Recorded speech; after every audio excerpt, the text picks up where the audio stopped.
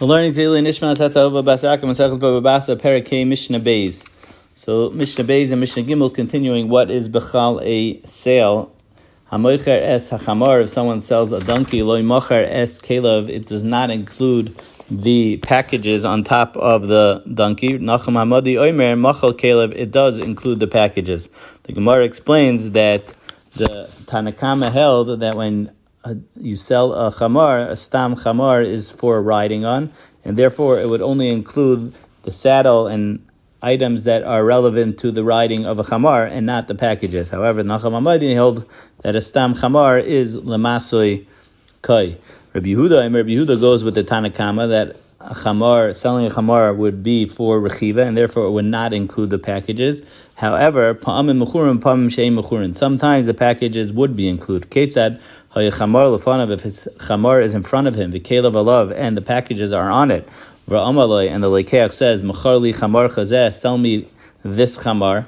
So he knows that it's his chamar. Why does he have to say zeh? He could just say mechar li chamarcha. So from the fact he said zeh, it means the chamar with everything on it. So then harei kelev mechurim. But if he says chamar chahu, if the lekeach says, is this your chamar? So then it's lashon sheli. He's not even sure if this is his chamar. So then you have no raya that he means to include the packages, and therefore in kelev mechurim the packages are not included. Mishna Gimel hamoicher es chamar macher es asiyach macher es hapara lo macher es bina.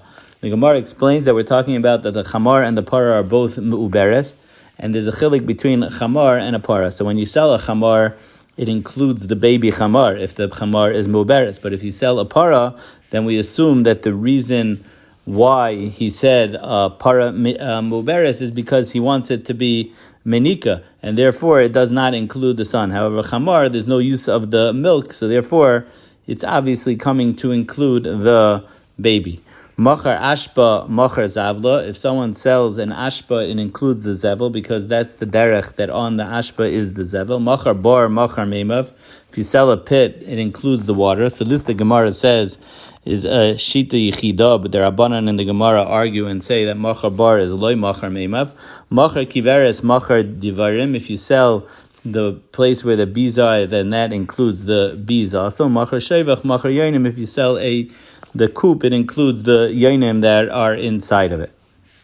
The last part of the Mishnah says, halikeach peres shevach mechaver. If someone buys the babies that come out of the shevach, so mafriach bricha rishayni, he has to leave over the bricha rishayna because that is necessary for the moicher in order for him to continue having the yonim laying eggs and going further. So therefore he has to leave over the bricha rishayna, which includes 2 vladis. The Rashbam explains the science behind this is that every month there are shtei vladas born, a zachar and a keva, except for chodesh adar, and these vladas 2 months later give birth to another 2 vladas, and that's how they multiply. So you need to hold on to the first bricha, so this way it could multiply further.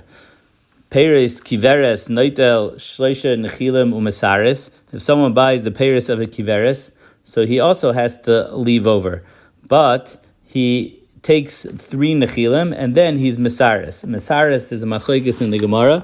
If that means that he makes it that it won't have vladas and they'll be just being oisig making the honey.